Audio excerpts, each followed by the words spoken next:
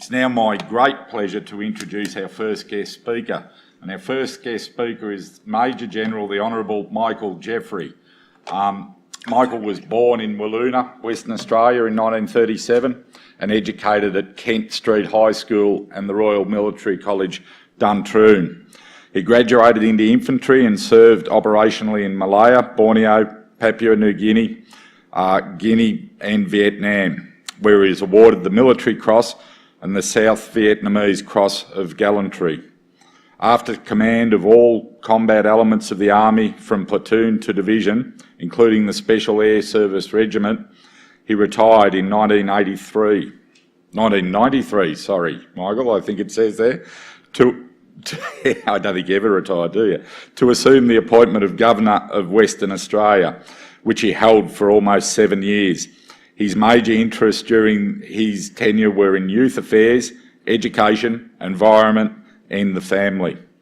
On his retirement as Governor in 2000, he established in Perth a not-for-profit strategic research institute, Future Directions International, whose objectives is to examine longer-term issues facing Australians. On the 11th of August 2003, he was sworn in as the 24th Governor-General of the Commonwealth of Australia, serving in that capacity until the 5th of September 2008, where his key interests were in youth, education, food security and landscape regeneration matters.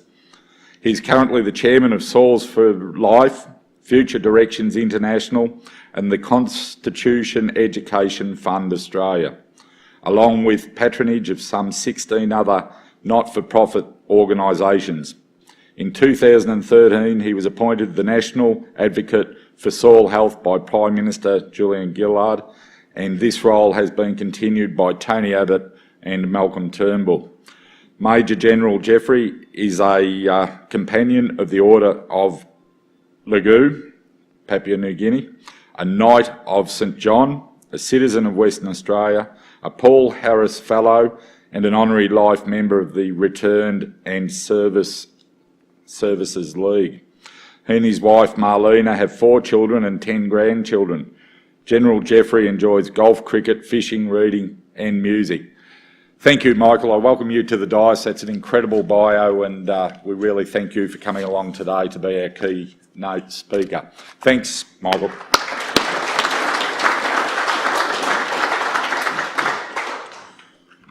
Thank you very much, Jim. You all hear me down the back there? Good. First of all, can I pay my respects to the traditional owners of this land on which we're situated, and to pay my respects to their elders past and present. And I hope in some of our case studies that we'll be taking up Indigenous agricultural activities, probably I guess in cattle, because I think there's something special about the Indigenous love of land, including a spiritual connection. Could I also thank you for inviting me here to be present the last couple of days. I've enjoyed it immensely, and Phil and Jim, they're a bit like Heckle and Jekyll. They've been together for a long time, you can sense that. But could I also thank Sonia, who I'm told is the mastermind of all this. It's been wonderfully organised, and the dinner last night was terrific. And again, I'd like to commend Suzanne for her quite excellent talk, because I think what she did was to cover the 3 real components of healthy or sustainable farming. Firstly, the soil itself and its microbial, fungal, nutrient function. Secondly, the plants that she was growing, and she emphasised diversity.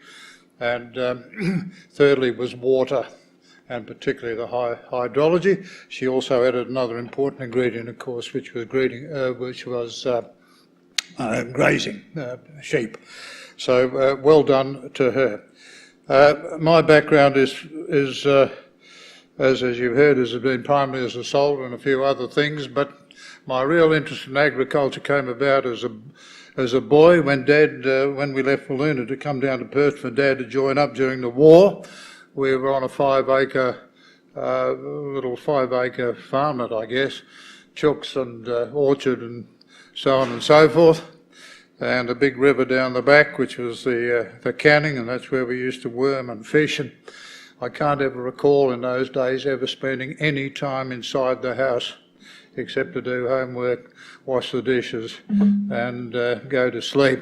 The rest of the time was out somewhere in the bush, and it was those experiences that sort of started me off. And then about the age of 7 or 8, I used to go down to a dairy beef farm at a place called Nannup in the southwest of Western Australia, which was a property owned by the Thompson family. Thompson and Brockman families were big farming enterprise, and as a result of that experience I nearly became a farmer, but I joined the school cadets and became a soldier instead. But the great joy for me at the age of, first when I went down there in the holidays, the age of 8 right through till the time I went to Duntroon, was I think at the age of 9 being given control of a .22 rifle, and I had a little gun dog called Goblin, and we'd go out and pot half a dozen rabbits for the dogs, and occasionally you'd get a fox. And a fox, the brush and the ears were worth 7 and 6, and they bought 2 packets of cartridges, 100 rounds. So to get 100 rounds of ammo free was bliss, and that's what nearly turned me into farming, but not quite. So that's a little bit of background there, and then obviously in my SAS travails and other operations I saw a lot of land and a lot of farmers, and as Governor and Governor-General I spent a lot of time in the bush, and in many cases tried to open the major agricultural shows and to say something sensible and meaningful at those shows. So that's the background. So some of you might be saying, well, what's an old grey-headed bloke who's never been a farmer, hasn't got a science degree or an ag degree or anything like that, doing, for example, standing up and talking to all of you? Well, there are 2 reasons for it. One is I love the business of farming and I love farmers, and I think they're a much underestimated and underappreciated group of people within our community. But secondly, I guess my experience as a soldier teaches one to be looking all the time at the middle and long distances in terms of threats. What are some of the security issues that are going to be impacting on this country? And I think food security, soil and water, is really the sleeper. That's the one that's going to smash very quickly. And you heard a bit from Di yesterday on the property when she spoke about the some of the issues. The big issue is, I guess, how we're going to grow enough food, almost double food production, to feed a population of 10 billion, rising from the current 7 billion by 2050. How are we going to do that if we're losing arable land across the planet at the rate of about 1% per year? So do your sums there. How are we going to do it when in countries like China, India, Sub-Saharan Africa, the Middle East, they are facing great crises of water because their green revolution in part came about through irrigation, drilling the aquifers underground, many of which were established over geological time. That is tens, scores, hundreds of thousands of years. So to all intents and purposes it's finite, and those aquifers are being rapidly drained, and there is no replacement. That's the point.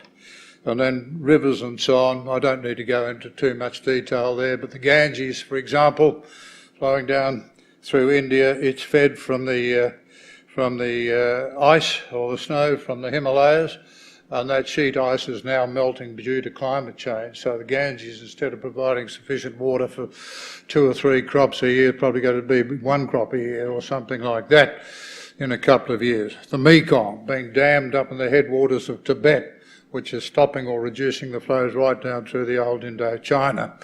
And I can go through just about every major river in the world to say there's a problem with it. So the globe has a problem, and I think climate change is impacting also. I could go into a lot about that, but let me just give you one example, and that is in respect to the great fires that are now spreading right across the Arctic Circle because of the release of methane gas, because the permafrost has melted, because the temperatures are going up. So here we've got fires in the Arctic Circle. So all those things present somewhat of a problem.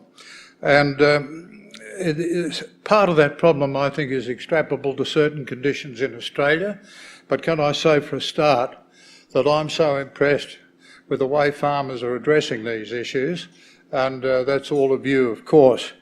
But the issues are there. You, as part of the 120,000 farmers in this country, are looking after about 60% of our continent on behalf of 22 million urban Australians who don't know, and because who don't know, perhaps don't care or don't care as much as they should. And of that 60% of the continent, about half of it has got some degradation of some sort. Some of it's a little bit, some of it's a bit bigger bit, and some of it's a very big bit indeed.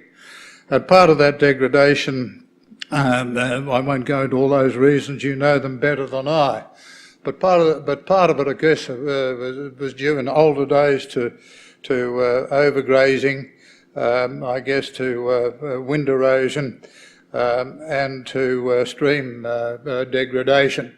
Much of the erosion, etc., is now being dealt with through permanent top cover by most farmers, but we did lose a lot of soil because of it. I suspect too, I can't prove this yet, but perhaps we've been on an overabundance of usage of certain chemicals and pesticides, insecticides, and maybe even fertilisers. That's something we've really got to look at and to see what the real result is, and whether things can be perhaps done slightly different way, or transitions can be made to a more organic type solution. So in Australia, whilst we have those issues, I think if I could just add the other one that concerns, which I mentioned yesterday, was water. I don't think we've really grasped the water situation here, because we're thinking of it in terms of how much water's in our dams, or how much rain we're going to get, or how much water's in the Murray-Darling, and the allocation of licences. Now, whilst that's important, the key thing about water is how much are we actually getting into the soil, and then back through the roots of whatever it is we're growing, and then transpiring back out into the atmosphere, and later on rising and hopefully falling as local rain. And the situation is this: about 50% of the rainfall that falls on our continent evaporates rather than transpires. 25 times the quantity of water in all our dams, 5 times the quantity of water in all our rivers each year is going up there instead of down there. That's what we've got to grasp. And the way to capture more of that 50%, of course, is to create the plant and soil and grazing conditions such that water will get into the soil rather than run off and evaporate. So if I want to leave that message very clearly with you. And I guess the other big thing in the landscape, as Phil has pointed out the last couple of days, is soil carbon loss. And if you look at the State of Environment reports in 2011, 2016, it shows that that carbon loss has been gradual but consistent. And I think of the 34 areas tested, only about 4 are actually going up that way. The rest have been going down that way. And carbon is a key ingredient to retaining water in the soil. For every gram of carbon in the soil, you retain up to about 8 grams of water. It facilitates the holding of 8 grams. For every gram of carbon you lose that capacity to hold another 8 grams of water. So soil carbon is something that we've got to be able to get back into the soil. And the great deficiency, I think, in our science research is our inability still to be able to measure soil carbon levels, broad acre, quickly, accurately and cheaply. So when the Minister for Agriculture at national level says, what's the state of my soils in the country, somebody can show it. And where Farmer Blog says, what's the state of the carbon in my farm and paddock, it can be demonstrated. And if I was doing anything on research, that's where I'd put the first money. So I've just gone through a few of those issues in terms of soil and water. The stream degradation is extremely, I think, serious. I've travelled to hundreds and hundreds of farms, and just about every creek is incised. It's not flowing above its floodplain. And that's been happening for for a century or more, and we've really got to do something about regenerating the health of our streams. And that means slowing down water through all sorts of processes and rehydrating our wetlands, reconnecting our floodplains, and so on.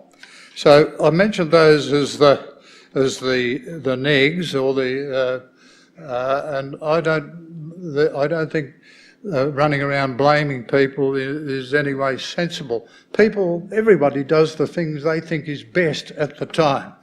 But like every business or every organisation, sometimes you've got to sit back and do a stock take of what you've done and say, really, should we be continuing to go this way, or can we do it a bit better?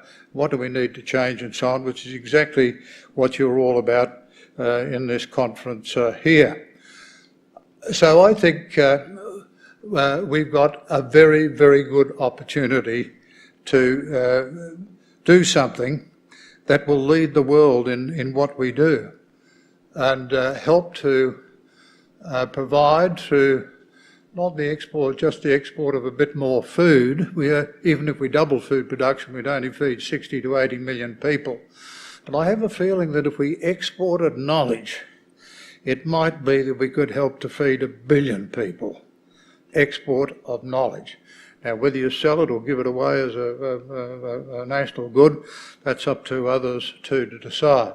So the export of knowledge is very important. So let me get now to the real core of my talk today. I've summarised it in this little paper called a synopsis. There'll be a copy given to each of you, and that's broadly what it's a summary of what I'm talking about off the top of the head this morning. I'm approaching this as the National Soil Advocate and as the chairman of a case study group, Soils for Life, from a three-pronged approach. The first prong is to present the absolute global imperative for Australia to do something. That's got to be a political imperative that goes to the Prime Minister to say, out there is a train smash. Here in Australia, if we get our act together, we can help to reduce the impact of that train smash. And by the way, export some more food, export knowledge, and so on and so forth. I call that the global imperative and national opportunity, and that's the case that I put in part to the Prime Minister as a soil advocate. The second imperative, I think, is fixing our paddock. And I call it fixing the paddock.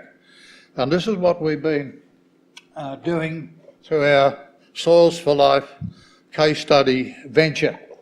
A few years ago we set this up with 19 or 20 case studies of mostly in the southeast corner, a few in Queensland, a couple in Northern Territory, a couple in WA, of leading regenerative farmers. And we did it to see whether what they were doing was worthwhile further pursuing. And over the 3 or 4 years, we've come to the very firm conclusion that what people such as Susan and her husband are doing is worthwhile reinforcing and doing. And of course, that's what this conference is all about. So our intention is to roll those 20-odd case studies out to 100 right around the country, and for those case studies to become at least one long-term, honest research base of what actually works. So what are we doing with those case studies? How do we select them? Well, first of all, we ask people, would you like to be part of this particular program? And people have to be able to demonstrate that they're on the regenerative path. And we go in to talk to them about 4 particular criteria. Firstly, you've got to get a bit of an economic feel. Are you going okay, or is the potential okay? Then we go for an environmental feel. What is it that you are doing to your landscapes that are producing a difference or a result? Then we have a little dab at the social. If, for example, because mum and dad are now making a profit and they've got time to have a gin and tonic or a beer on the veranda at 5 o'clock at night instead of working through till 10 in the evening, because things are going well, and if the kids are deciding to stay on the property, that's a social benefit, and particularly if it impacts on the school staying open, or the butcher shop, or the newspaper agent in the local community. 4 or 5 farmers going in that area, doing the same thing, social benefit. That, in my view, is very important to measure because it all adds to the real value of the particular farming property. The fourth one, of course, is productivity across the board. So those four criteria of economic, social, environment and productivity, we are trying to put some sort of measuring system in place which equals then the natural capital value of that property. And in my view, that's one of the things that we've got to change, that instead of banks coming in and just looking at the bottom line of a property and valuing it from there, the banks have got to change there, and Australians have got to think in a different way to look at these other values that farmers actually bring to their landscape that should be a measurable thing. And it's interesting that the National Australia Bank, the chair is really starting to work that way. So those case studies are underway, and we'll be rolling out the next 60 or 70, 80 over the next 2 or 3 years.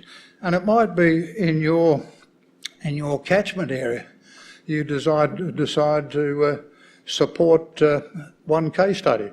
What have we got? We've got about 53 or 54 catchment management authorities throughout the country, something like that. Say there was one in each of what we're trying to do. That mightn't be a bad thing to look at to do. So that is what we're doing in terms of case studies. I won't go through any of them here this morning. They're all in the soils program, and off this particular piece of paper you can get the Soils for Life web, and you can look up any of the case studies and see and relate those that may fit your particular application. So that's the second prong. Now the third prong, which I think has been the big weakness right across the country forever, is that we've never had a national policy, something that is set by the federal government in consultation, close consultation with states and territories, with a very simple aim. And that aim should be, or what I'm suggesting should be, to restore and maintain the health of the Australian agricultural landscape. To restore it where it's degraded, and to maintain it to a healthy state as far as that soil can do. So to restore and maintain the health of the Australian agricultural landscape, I want that to become government policy as a national objective. Then we go into looking at what are the components of achieving that particular objective. Well, the first thing I think is to look at what makes a healthy landscape, and it is the integrated management of your soil, your water and your plant assets. By soil I mean microbial, fungal and nutrient function. By water I mean the hydrology, not the amount of water in the dams of the river, the amount of water you're getting into the soil. And plants always has got to be a diversity. That is the key.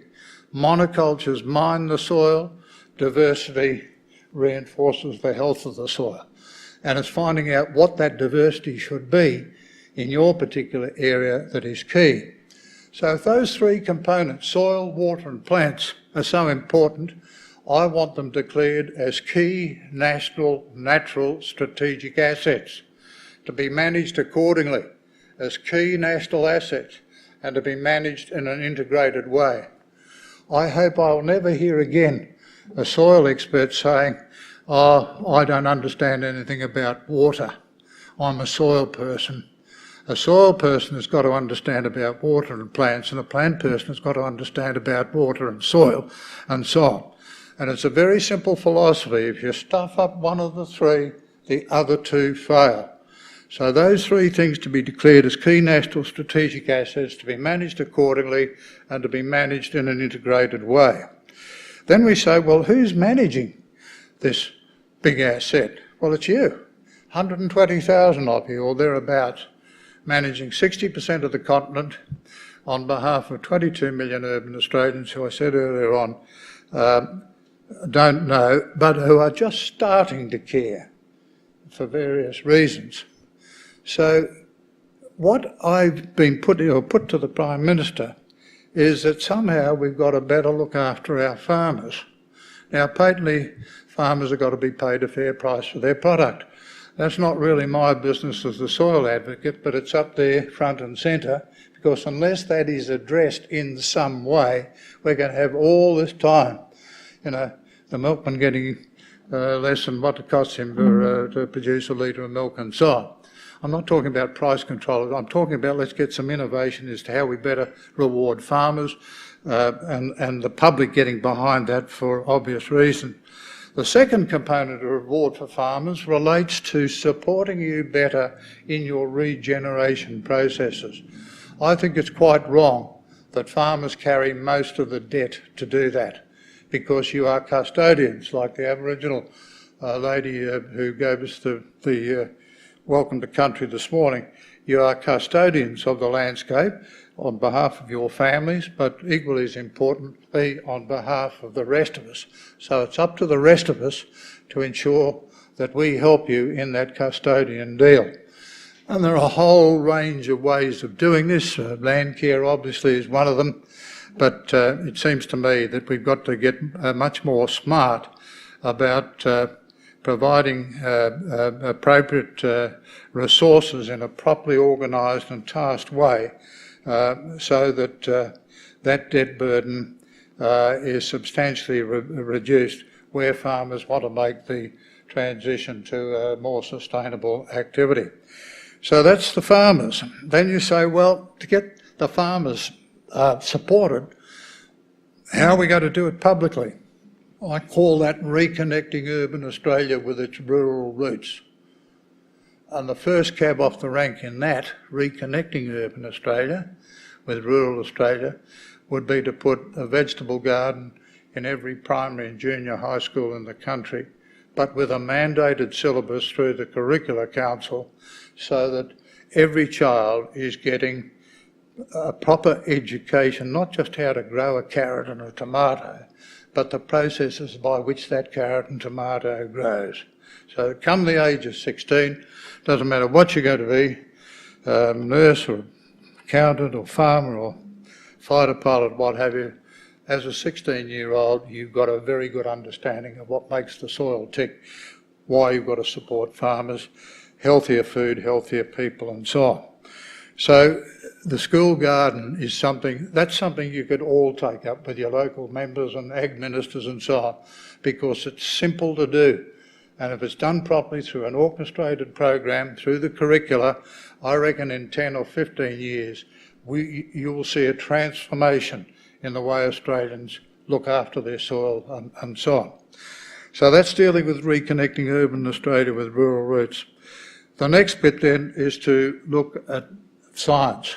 From my observations as a soil advocate, I've seen a lot of good science, but it seems to me to have been largely penny-packeted.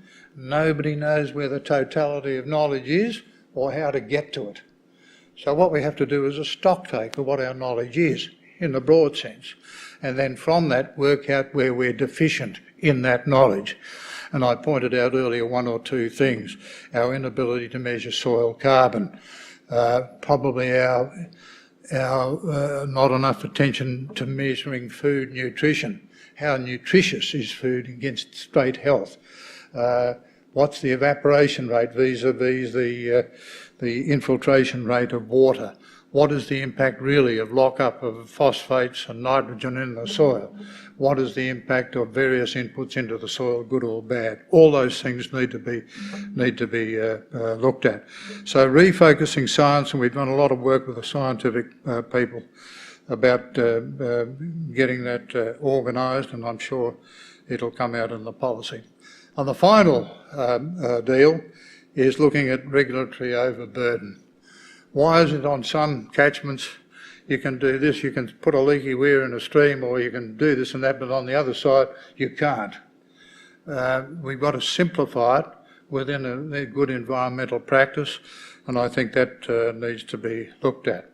So they're the fundamental principles of the policy paper that I put to the Prime Minister just before Christmas. He's come back to say thank you. It's a good paper. What you've addressed is critically important, and he's now tasked the new Minister for Agriculture to develop a whole of government response to each of those recommendations that I outlined to you and which are on this particular paper. And of course, with those recommendations, there's a whole series of subsets of fleshing that out. So I think that response was pretty reasonable. And on the 27th of this month, the people that have been tasked to get the coordinate the responses will be coming to talk to me. So hopefully we'll get something really moving. But this is a whole of government response to that particular objective to restore and maintain the health of the agricultural landscape. I say whole of government is important, and I'll conclude on this. If you think about the agricultural landscape, it doesn't just involve the ministers in a political sense, the ministers for agriculture and environment. It involves surely, or should involve, the Minister for Health. Why? Because if we can produce healthier soils, healthier food and fibre, healthier animals and therefore healthier people, that directly impacts on the Minister, particularly if you can save several billion off the health budget as a result. The Education Minister should be involved. Why? Because we want to get the kids properly educated. We want to get our ag scientists properly educated. We want to get our university professors properly educated in this whole soil deal. And the same with mining, same with regional development, Indigenous, and even foreign affairs.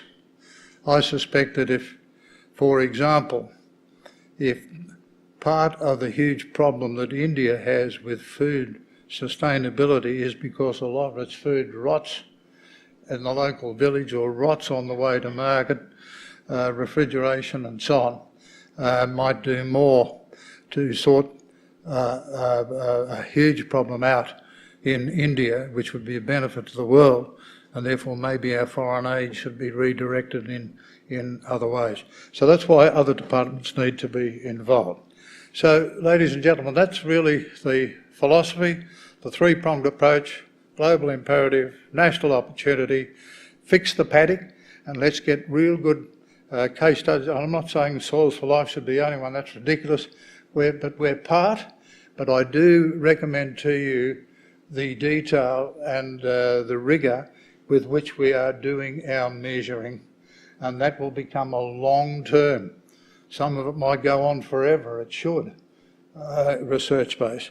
And the third is the policy to provide the fighter cover on top to keep to get the case studies, etc., properly rolled out. So from your point of view, I would hope that that you'll read that little synopsis, which is a summary of what I've said. Think about getting into the case studies, perhaps as a region, and having one there that is measured in the way we're trying to do it, and then think to yourselves, well, this is not a bad way of doing things, and we'll roll some more out. I think that's enough from me. It's been a pleasure to talk to you. I'm sorry I didn't have any pretty pictures or even a joke, but that's the way it is this morning. And is there 5 minutes for questions, or do we go straight off? No, we've got plenty of time. Plenty of time. Okay, well, that's it, and thanks very much for listening. I'll take some questions.